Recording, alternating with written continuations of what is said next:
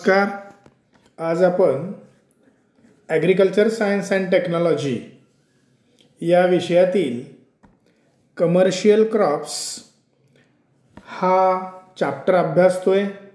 यामधील आपण पहिले 2 क्रॉप्स शुगरकेन आणि मँगो याचा अभ्यास आपण केलेला आहे. आता यातील जे तिसरं महत्त्वाचं जे क्रॉप आहे ते आहे बनाना, केळी. बनाना, आता या पिकाविषयी आपण माहिती पाहूया. Banana botanical names Musa Cavendish आणि दुसरं अजून एक बोटॅनिकल नेम आहे मुसा पॅराडेसिएका. 2 बोटॅनिकल नेम्स इथं दिलेले. मुसा हे जीनस आहे, दोन्हीमध्ये कॉमन आहे. स्पेसीज कॅव्हेंडिश आणि दुसरी स्पेसीज आहे पॅराडेसिएका. तर तुम्ही लक्षात ठेवा, मुसा पॅराडेसिएका किंवा मुसा कॅव्हेंडिश जीनस आणि स्पेसीजला अंडरलाईन करणं गरजेचं आहे. बोटॅनिकल नेम ऑफ बनाना, की जसे हे तुम्हाला आता बऱ्यापैकी फॅमिलियर झालेलं आहे. आपण आत्तापर्यंत 7 ते 8 क्रॉप अभ्यासले. ते फील्ड क्रॉप्स असतील किंवा फ्रूट क्रॉप्स असतील. मँगोप्रमाणे उदाहरणच घ्यायचं झालं तर wheat, Triticum aestivum, soft wheat आपण त्याला म्हणतो, ट्रिटिकम ड्युरम आणि ट्रिटिकम डायकॉकम त्याला आपण हार्ड व्हीट म्हणतो. Oryza sativa botanical name of paddy. Arachis hypogaea groundnut, Glycine max soybean, Cicer arietinum gram, Saccharum officinarum किंवा सॅकॅरम स्पॉन्टॅनियम शुगरकेन आणि शेवटी मँगो मँगीफेरा इंडिका. एवढे क्रॉप्स आपण आणि त्याचे बोटॅनिकल नेम अभ्यासले. सतत चर्चा केल्यानंतर किंवा आपण सतत त्याचं जर वाचन केलं तर हे बोटॅनिकल नेम्स आपल्या लक्षात राहतील. आणि बनानाचा आहे मुसा पॅराडेसिएका किंवा मुसा कॅव्हेंडिश. लक्षात ठेवा. फॅमिली मुसेसी, स्पेलिंग पहा, मुसा MUSA आणि त्याला CEAE जोडलेले मुसेसी. तर फॅमिलीसुद्धा लक्षात ठेवणं आपल्याला क्रमप्राप्त आहे. मँगोची अनाकारडी अशी होती. व्हीट आणि पॅडी आणि शुगरकेनची ग्रामिनी आहे. ग्राम सोयाबीन आणि ग्राउंडनटची लेग्युमिनेसी आहे. आणि इथं मात्र मुसेसी. तर फॅमिली लक्षात ठेवा. हे सर्व तुम्हाला वर्कबुकमध्ये की जी स्वाध्यायमाला आपण करणार आहोत त्याच्यामध्ये ते सगळं येईलच. तोपर्यंत तुम्ही फॅमिली प्रत्येक पिकाची लक्षात ठेवा. तर इथं बनानाची आहे musaceae. Origin of banana. Origin mountain region of Assam, Burma, Thailand and Indo China असं लांबलचक ओरिजिन दिलेलं आहे. तर ते स्पेसिफिक आहे. असं ओरिजिन परीक्षेमध्ये विचारलं जातं. उदाहरणार्थ ग्राउंडनटचं ब्राझील आहे, अशा स्वरूपाचं की जे टिपिकल आहे असं विचारलं जातं. तर ते तुम्ही लक्षात ठेवा. इथं आसाम आहे, बर्मा आहे, थायलंड आहे आणि इंडो चायना आहे. तर बोटॅनिकल नेम मुसा कॅव्हेंडिश किंवा मुसा पॅराडेसिएका, फॅमिली मुसेसी आणि ओरिजिन माउंटेन रिजन. माउंटेन याचा अर्थ डोंगर, दऱ्या या अर्थाने घेतलेला आहे. Assam, Burma, Thailand and Indo China. Next, uses of banana. आता तुमच्या लक्षात आलं असेल फ्रूट क्रॉप्स असतील, फ्रूट्स असेल तर आपण प्रिझर्वेटिव्ह प्रोडक्ट्स बघतो, काही त्याची न्यूट्रिटिव्ह व्हॅल्यू पाहतो, यानुसार त्याचा आपण इकॉनॉमिक इम्पॉर्टन्स किंवा युजेस अभ्यासतो. बनानामध्ये पहा पहिली ओळ, banana is used for preparation of powder. Powder याचा अर्थ banana powder, wafers, chips, soft drink and beer. तर इथं प्रिझर्वेटिव्ह प्रोडक्ट्स कोणते आहेत पहा, आपण पावडर बनवतो, वेफर्स तयार करतो, चिप्स बनवतो, सॉफ्ट ड्रिंक बनवतो आणि बियरमध्ये सुद्धा बनानाचा वापर आपण करतो. Next, it also contains vitamin A, vitamin B and vitamin C. A, B आणि सी विटॅमिन आपल्याला बनानामधून मिळू शकतं. Next, banana is rich source of minerals. काही मिनरल्स याच्यापासून मिळतात, उदाहरणार्थ phosphorus, calcium, magnesium. The unripe fruit is cooked as a vegetable. म्हणजे कच्चं केळ जर असेल तर ती भाजी म्हणून सुद्धा काही भागामध्ये ते वापरलं जातं, used as a vegetable. Banana stem is used for extraction of starch and fibre. आता हे स्टेम म्हटलेलं आहे, तर इथं खरं तर सुडो स्टेम, फॉल स्टेम, तो पानाचाच एक्सटेंडेड पोर्शन असतो.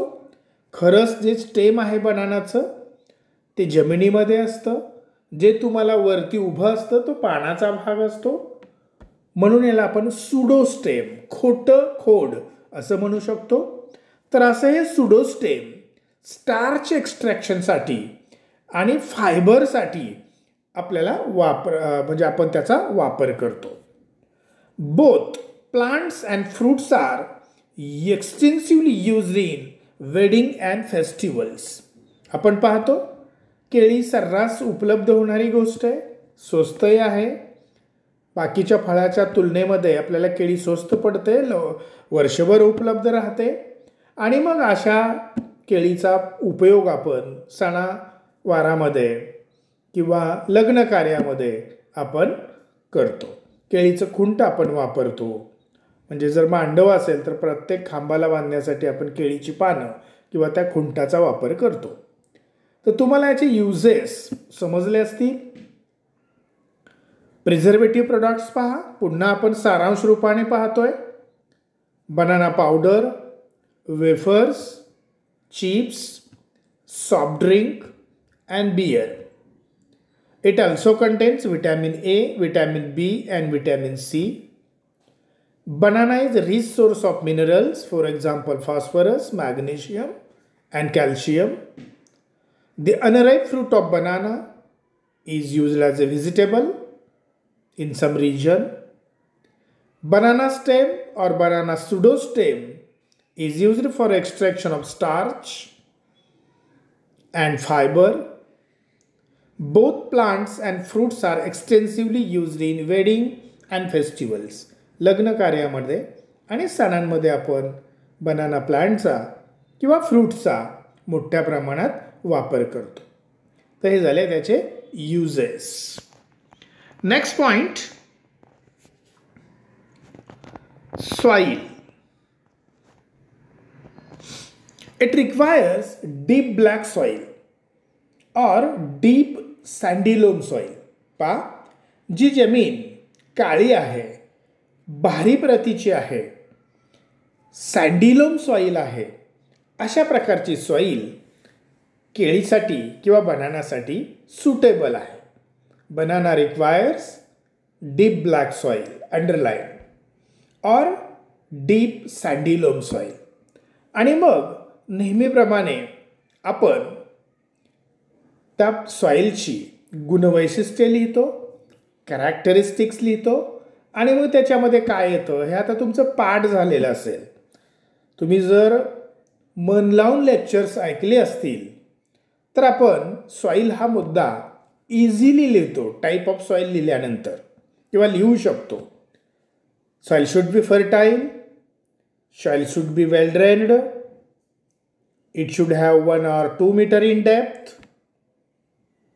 with good water holding capacity or good organic matter content. Optimum pH range आपण त्याच्यामध्ये लिहितो, इथे 6 to 8 आहे. तर साधारणतः अशा प्रकारचे कॅरेक्टरिस्टिक्स आपण याच्यामध्ये सॉईलमध्ये लिहू शकतो. आणखी एक नवीन अशी ओळ याच्यामध्ये आलेली आहे पहा, highly calcareous and lateritic soils are not suitable. चुनखडीयुक्त किंवा थोडीशी तांबडी जमीन केळीला चालत नाही किंवा ती आपण अवॉइड केली पाहिजे. तर लक्षात घ्या, type of soil, deep black soil or sandy loam soil.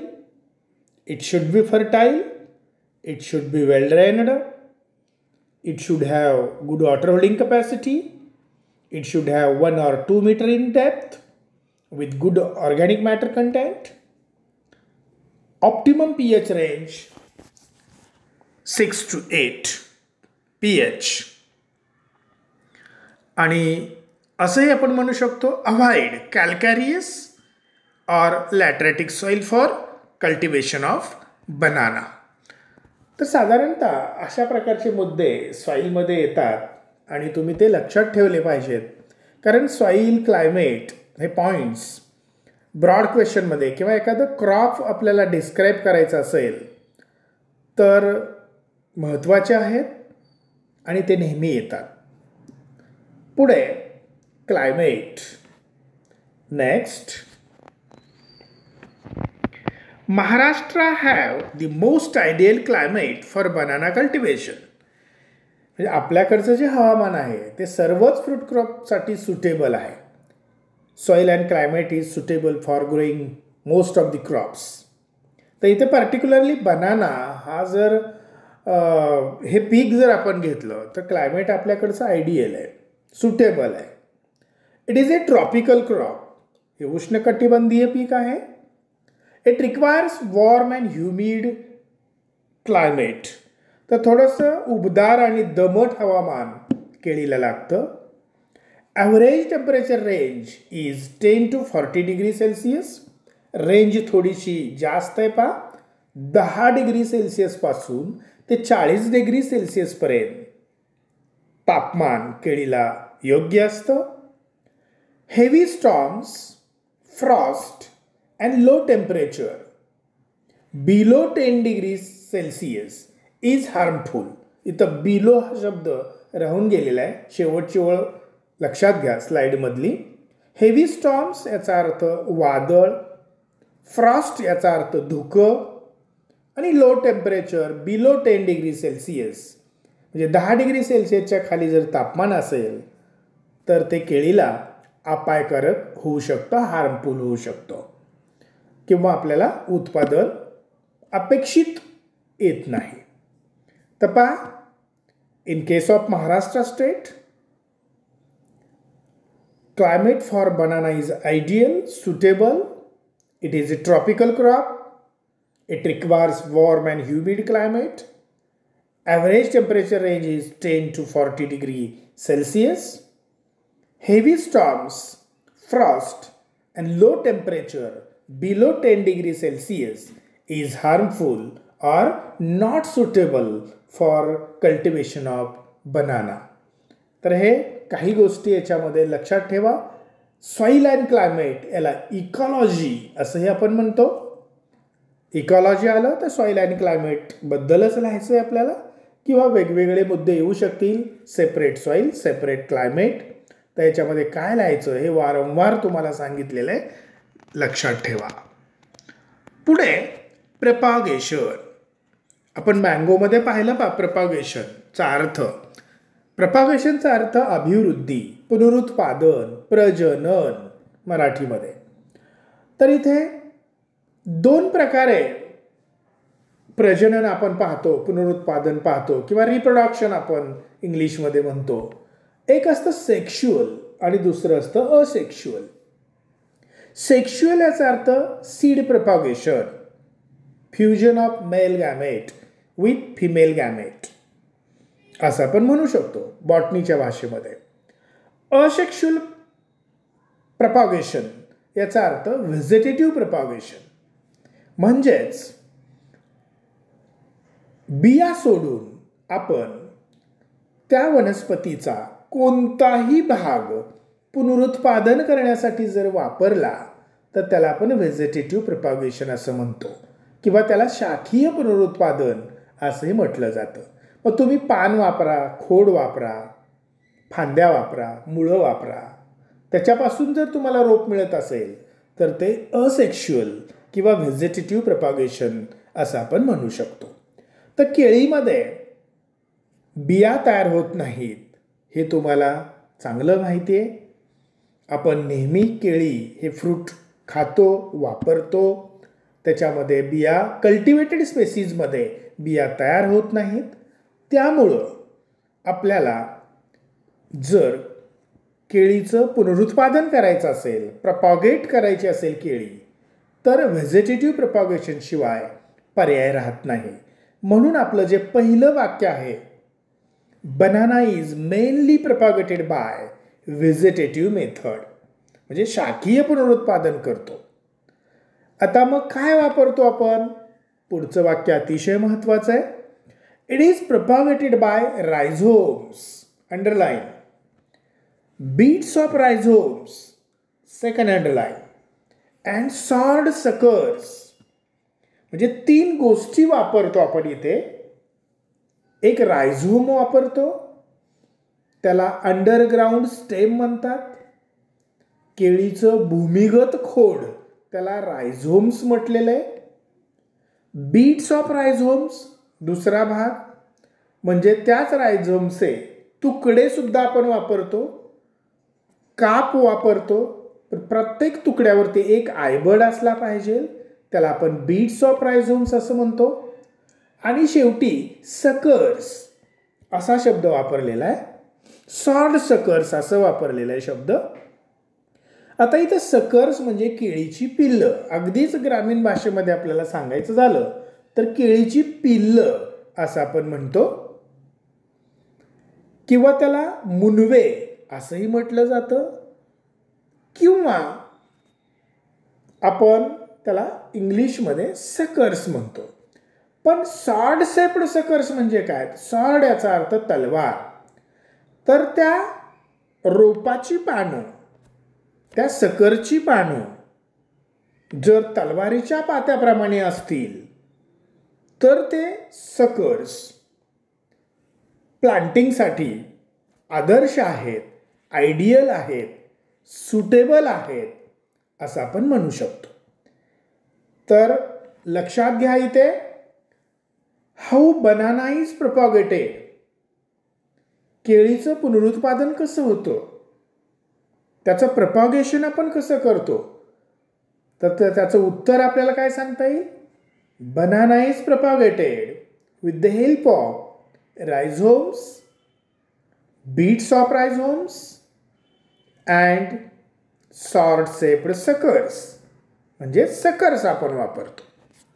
आता हे जे 3 गोष्टी आहेत त्यातील 2 महत्वाच्या आहेत. एक रायझोम, बीट्स ऑफ रायझोम रायझोमचाच पार्ट असतो. रायझोम याचा अर्थ भूमिगत खोड, हे आपण बघितलं आत्ताच. आणि सकर्स म्हणजे केळीची पिल्लं किंवा रोप. तर हे दोन्ही त्याचे गुणधर्म काय असावेत, ते कशा प्रकारचे असावेत, त्याचं वय किती असावं, त्याचं वेट किती असावं प्लांटिंग करताना, हे थोडक्यात आपल्याला पाहायचं आहे. तर इथे ए, स्मॉल ए, रायझोम्स असं म्हटलेलं आहे पहा. आता रायझोम्स म्हटलं की पहिलं वाक्य पहा, conical rhizome should be selected than the flat rhizomes. याचा अर्थ कोनिकल रायझोम आपल्याला सिलेक्ट करावे लागतील. आपण तुलना फ्लॅट रायझोमची केलेली. तर हे 2 प्रकार आहेत रायझोमचे, एक कोनिकल आणि फ्लॅट. तर आपण प्लांटिंग मटेरियल म्हणून जर रायझोम्स वापरत असू तर कोनिकल रायझोमचा वापर करा. The weight of rhizome should be 500 to 800 gram आणि प्लांटिंगच्या वेळेला त्याचं वजन वेट ऑफ द रायझोम्स अंदाजे किती असावं तर 500 ते 800 gram and they should be 3 to 4 months age आणि त्याचं वय त्यावेळेला किती असावं तर साधारणतः 3 ते 4 महिन्याचे. Small rhizomes will give bigger size fruits with late flowering. रायझोमचा आकार जर स्मॉल असेल तर आपल्याला फळं मोठ्या साईजची मिळतील पण त्याचं फ्लावरिंग लेट होतं.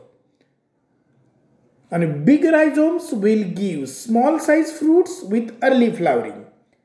याच्या उलट आहे पहा, जर रायझोम्स बिग असतील आकाराने मोठे असतील तर तिथे फळं आकाराने लहान पडतात पण फ्लावरिंग लवकर होतं म्हणजे लवकर आपल्याला फळं मिळतील. पहा 2 वाक्य. रायझोम आकाराने लहान असतील तर फळं मोठी पण फ्लावरिंग लेट. रायझोम आकाराने मोठे असतील फळं लहान तर फ्लावरिंग लवकर. अशा अर्थाने ती 2 वाक्य आपल्याला लक्षात घ्यायची. सारांश रूपाने जर सांगायचं तर कोनिकल रायझोम्स सिलेक्ट करा as compare to flat rhizomes. Weight of the rhizomes 500 to 800 gram underline एवढं असावं आणि age of the rhizome 3 to 4 months old at that time of प्लांटिंगच्या वेळेला. नंतर स्मॉल रायझोम वापरणार का बिग रायझोम वापरणार. आकार त्याचा स्मॉल वापरले तर बिग फ्रूट्स मिळतील पण लेट फ्लावरिंग होईल आणि बिग रायझोम्स वापरले तर आपल्याला स्मॉल फ्रूट्स मिळतील पण अर्ली फ्लावरिंग मिळेल. असं काहीसं ॲडव्हान्टेज आणि डिसॲडव्हान्टेज दोन्हीही आपल्याला इथं लक्षात येतील. Next suckers. दुसरा जो आपण प्रपॉगेशनसाठी भाग वापरतो त्याला आपण म्हणतो सकर्स म्हणजे रोपं, केळीची पिल्लं किंवा सीडलिंग किंवा त्याला मराठीमध्ये मुनवे असंही म्हटलं जातं. सकर्स. आता पहा पहिलंच वाक्य. Sword shaped suckers having narrow sword like leaves is selected. आता ह्याला सॉर्ड शेप्ड सकर्स का म्हटलेलं आहे तर त्या सकरची पानं तलवारीच्या पात्याप्रमाणे असावीत. सॉर्ड याचा अर्थ तलवार. तर असे सकर्स तुम्ही सिलेक्ट करा. 2 to 3 months old sword suckers with 30 centimetre height is ideal. आपण सकरचे साधारणतः त्याची एज 3 महिन्याचं ते रोप असावं. Age of the sucker 2 to 3 months आणि त्याची जी हाईट आहे त्या रोपाची किंवा त्या मुनव्याची near about 30 centimetre is ideal for planting banana. Water suckers should be rejected. तर वॉटर सकर्स किंवा अगदीच लहान असलेले सकर्स तुम्ही रिजेक्ट करू शकता. तर सकर्स कसे हवेत. Sword shaped suckers. Age of the sucker 2 to 3 months. Height of the suckers 30 centimetre. आणि रिजेक्ट काय करायला सांगितलेलं आहे. Water suckers. नेक्स्ट तिसरं जे आपण भाग त्याच्यामध्ये पाहिला तो बीट्स ऑफ रायझोम्स. म्हणजे रायझोम वापरतोच आपण, सकर्सही वापरतो प्रपॉगेशनसाठी आणि त्या रायझोमचा एक तुकडा पण त्याच्यावरती आयवड असला पाहिजे एक, त्याला आपण बीट म्हणतो. तुकडा बीट या अर्थाने बीट्स ऑफ रायझोम्स आपण वापरतो. तर banana is also propagated by bits of rhizomes. आता इथं काय म्हटलेलं आहे. It is a small cut piece of rhizomes having at least 1 bud on it. अगोदरच मी तुम्हाला सांगितलेलं होतं की हा स्मॉल पीस आहे त्या रायझोमचाच आणि असा तो पीस किंवा कट पोर्शन आपण वापरतो, पण त्याच्यावरती एक अट आपल्याला घातलेली आहे, having at least one bird on it. त्याच्यावरती आपल्याला एक आयबर्ड असला पाहिजे की जेणेकरून त्याच्यातून रोपाची निर्मिती होईल. आणि चौथं अजून एक आपल्याला रेडीमेड सीडलिंग मिळतात, ते म्हणजे टिश्यू कल्चर सीडलिंग. मग ती शुगर केनची असतील किंवा बनानाची असतील. मोठ्या प्रमाणात शेतकरी आता टिश्यू कल्चरची रोपंसुद्धा केळीची वापरायला लागलेली आहेत. त्यामुळं tissue culture seedlings are available which are true to type. True to type याचा अर्थ तुम्ही मँगोमध्ये सुद्धा पाहिलेला आहे. ट्रू टू टाईप याचा अर्थ मातृवृक्षाचे गुणधर्म जसेच्या तसे पुढच्या पिढीमध्ये येणं, त्याला ट्रू टू टाईप असं आपण म्हणतो. म्हणजे हापूस आंबा असेल तर त्याच्यापासून निर्माण होणारं रूप हे हापूसचेच गुणधर्म घेऊन जर आलं असेल तर त्याला आपण ट्रू टू टाईप म्हणतो, झेरॉक्स दुसऱ्या भाषेमध्ये. तर टिश्यू कल्चरचे सीडलिंग जर आपण वापरले तर आपल्याला ट्रू टू टाईप सीडलिंग, जातीवंत रोपं, सगळे अनुवंशिक गुणधर्म पुढच्या पिढीमध्ये घेऊन आलेली रोपं मिळू शकतात. तर इथे पहा, खाली काही फोटोग्राफ्स दिलेले आहेत नेक्स्ट स्लाइडमध्ये. सॉड सकर्स म्हणजे केळीचं मेन फ्रुटिंग प्लांट तुम्हाला पलीकडे दिसतंय आणि त्याच्या शेजारीच आपल्याला मुनवा किंवा केळीचं रोप दिसतंय, तर त्याला आपण सकर्स म्हणतो. त्यानंतर वॉटर सकर्स हे असे लेट आलेले काही सकर्स असतील, त्याची उंची जास्त असते.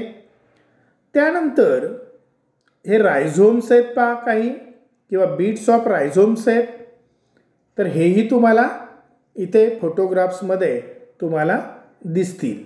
सॉर्ट सकर्स आहेत, वॉटर सकर्स आहेत, रायझोम्स आहेत, बीट्स ऑफ रायझोम्स आहेत. तर ते फोटोग्राफ्स तुम्ही पहा. Next, planting method. Planting method म्हणजे आपल्याला जर आता केळीची लागवड करायची असेल तर तुम्ही कशी करणार. जसं आपण प्लांटिंग मेथड शुगर केनमध्ये पाहिल्या, planting on ridges and furrow, planting on flat bed, rain gone method, trench or Java method, तसं केळीचं सुद्धा प्लांटिंग आपण दोन पद्धतीने करतो. एक पीट मेथड आणि दुसरी आहे फरो मेथड. पीट मेथड म्हणजे खड्डा खोदून केळी लावायची. तर तो जो खड्डा आहे किंवा पीट आहे त्याचं डायमेन्शन्स बघा काय दिलेले आहेत. 45 गुणिले 45 गुणिले 45 सेंटीमीटर, युनिट त्याचं सेंटीमीटर आहे. म्हणजे लांबी, रुंदी आणि खोली 45, 45 आणि 45 सेंटीमीटर आहे. असे खड्डे खोदायचे आणि त्याच्यामध्ये पोयटा माती किंवा काळी जमीन असणारच आहे, तर त्याच्यामध्ये काही प्रमाणात शेणखत घालून आपण ते खड्डे भरून घेतो आणि त्याच्यामध्ये केळीची लागवड करतो. तर ही झाली पीट मेथड. दुसरी फरो मेथड म्हणजे एक लांबलचक असा ट्रेंच किंवा त्याला आपण सरी म्हणतो, सरी मोठी काढायची की ज्याची डेप्थ 25 सेंटीमीटर आहे. रिजरनी आपण ती काढतो, त्याला आपण रिजर म्हणतो, एक प्रकारचं यंत्र आहे. आणि त्याच्यामध्ये रायझोमचं प्लांटिंग करतो. आणि याचं जे प्लांटिंग आहे ते जून जुलैला म्हणजे रेनी सीझनलाच आहे. Generally June July is the most common time of planting of banana. तर लक्षात ठेवा, प्लांटिंग मेथड दोन आहेत, एक पीट मेथड आणि दुसरी फरो मेथड. लक्षात आलं. Next, planting season of banana. आता पहा, बऱ्याच फ्रूट क्रॉपला सीझन लिहिताना आपण जनरली रेनी सीझन लिहितो. फील्ड क्रॉप्समध्ये आपण खरीप सीझन, रब्बी सीझन असं लिहितो. आणि आंबा असेल तर आपण रेनी सीझन लिहितो. तर इथं थोडंसं वरती जरी मी सांगितलेलं असेल की जून जुलैला प्लांटिंग आपण करतो, तरीसुद्धा इथं स्पेसिफिक असे दोन प्लांटिंग सीझन दिलेले आहेत पहा कल्टिवेशन ऑफ बनानामध्ये. एक मृगबाग प्लांटिंग आणि दुसरं कांदेबाग प्लांटिंग. आता मृगबाग प्लांटिंगमध्ये end of May to end of June हा कालावधी दिलेला आहे की ज्याला आपण मृगबाग प्लांटिंग म्हणतो किंवा ज्या वेळेला मृग नक्षत्र येतं म्हणून त्याला ते नाव दिलेलं आहे, मृगबाग प्लांटिंग. आणि दुसरं आहे कांदेबाग प्लांटिंग. कांदेबाग प्लांटिंग सप्टेंबर ऑक्टोबरला जर आपण केळीची लागवड केली तर त्याला आपण कांदेबाग प्लांटिंग असं म्हणतो. तर साधारणतः एक लक्षात ठेवा, जून जुलै मृगबाग आणि सप्टेंबर ऑक्टोबर कांदेबाग प्लांटिंग. तर 2 प्लांटिंग लक्षात ठेवा, मृगबाग प्लांटिंग आणि कांदेबाग प्लांटिंग. देन स्पेसिंग किंवा त्यालाच आपण प्लांटिंग डिस्टन्स असं म्हणतो. तर हे जे प्लांटिंग डिस्टन्स आहे हे व्हरायटीवरती, क्लायमेटवरती आणि आपल्याला किती यील्ड घ्यायचं आहे त्याच्यावरती हे अवलंबून असतं. तर पहा इथे व्हरायटीचं क्लासिफिकेशन केलेलं आहे. टॉल व्हरायटी असेल तर 3x3 मीटर, मीडियम व्हरायटी असेल तर 2.5 x 2.5 मीटर, डॉर्फ व्हरायटी असेल तर 1.25 x 1.25 मीटर. आणि जर एक्सपोर्ट क्वालिटी बनाना आपल्याला एक्सपोर्ट करायचा असेल तर मात्र प्लांटिंग डिस्टन्स किंवा स्पेसिंग किती आहे, 1.75 x 1.75 मीटर. तर लक्षात ठेवा, tall variety 3x3, medium variety 2.5 x 2.5 metre, dwarf variety अगदीच ठेंगणी जात असेल तर 1.25 x 1.25 मीटर. आणि लास्ट एक्सपोर्ट क्वालिटी बनाना जर घ्यायचा असेल तर 1.75 x 1.75 मीटर. मीटरमध्ये स्पेसिंग आहे पहा. आंब्यामध्ये आपण पाहिलं 10x10 टॉल व्हरायटी असेल तर, आणि डॉर्फ असेल तर 7x7 मीटर. पण इथं मात्र 4 स्पेसिंग दिलेले आहेत, लक्षात ठेवा. तर बनाना कल्टिवेशनमध्ये आपण आज बोटॅनिकल नेम पाहिलं. मुसा कॅव्हेंडिश असेल किंवा मुसा पॅराडेसिएक असेल, त्याची फॅमिली साधारणतः मुसेसी आहे.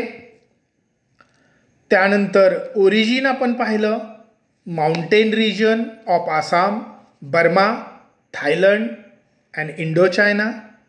युजेसमध्ये banana powder, wafers, chips, soft drink आणि बियर केळीपासून किंवा बनानापासून तयार करतो. It contains vitamin A, B and C. Banana is rich source of phosphorus, calcium and magnesium minerals. Unripe fruit of banana is used as a vegetable. Banana stem is used for extraction of fiber and starch. And both plant and fruits of banana is used in wedding and festivals.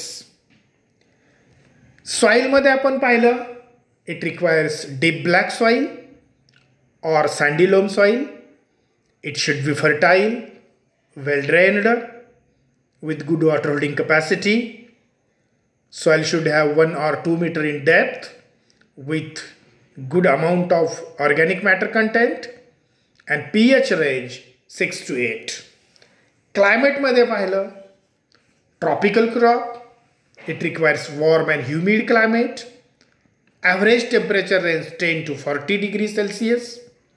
Heavy storms, frost and temperature below 10 degrees Celsius is harmful to cultivation of banana. Propagation मध्ये पाहिलं आपण किंवा प्रश्न आपण असा विचारला जाऊ शकतो आपल्याला, हाऊ बनाना इज प्रोपॅगेटेड. तर तिथं व्हेजिटेटिव्ह प्रोपॅगेशन लक्षात ठेवा, सीड फॉर्म होत नाही हेही लक्षात ठेवा.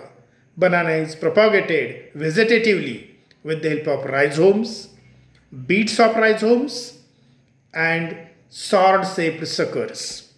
ह्या 3 गोष्टी लक्षात ठेवा. त्यानंतर प्लांटिंग मेथड लक्षात ठेवा, पीट मेथड आणि फरो मेथड. प्लांटिंग सीझन लक्षात ठेवा, कांदेबाग प्लांटिंग जून जुलै, एंड ऑफ मे वगैरे ठीक आहे, पण जून जुलै तुमच्या लक्षात राहील. आणि मृगबाग प्लांटिंग जून जुलै आणि कांदेबाग प्लांटिंग सप्टेंबर ऑक्टोबर. त्यानंतर आपण स्पेसिंग पाहिलं तर ते स्पेसिंग टॉल व्हरायटी असेल 3x3, मीडियम व्हरायटी असेल 2.5x2.5, डॉर्फ व्हरायटी असेल 1.25x1.25 मीटर आणि एक्सपोर्ट क्वालिटी बनाना असेल तर 1.75x1.75. तर पूर्ण रिवाइज क्रॉप आपण अर्ध क्रॉप आत्ता अभ्यासले आपण. यानंतर पुढच्या लेक्चरमध्ये आपण इरिगेशन, मॅन्युअर्स अँड फर्टिलायझर्स आणि पुढे येणारे क्रमाने येणारे जे पॉईंट्स आहेत बनाना कल्टिवेशन ते पेस्ट आणि डिसीजपर्यंत अभ्यासणार आहोत. तर मी अशी आशा व्यक्त करतो की हे पीक, हे क्रॉप तुम्हाला चांगल्या तऱ्हेने समजलं असेल. नसेल समजलं तर तुम्ही मला पर्सनली व्हॉट्सअपवरती विचारू शकता. एखादा मुद्दा तुम्हाला समजला नसेल तर. पण मला वाटतंय की जवळपास हे 8वं क्रॉप आहे आणि सगळे मुद्दे तुम्हाला आता जवळपास ओळखीचे झालेले आहेत, अगदी नवीन मुलींनासुद्धा. त्यामुळं हे आत्ताचं जे काही आपण अध्यापन केलं ते तुम्हाला समजलं असेल असं मी गृहीत धरतो आणि आपण आज इथंच थांबूया. पुढच्या लेक्चरला आपण राहिलेला बनानाचा उर्वरित भाग आपण शिकूया. धन्यवाद.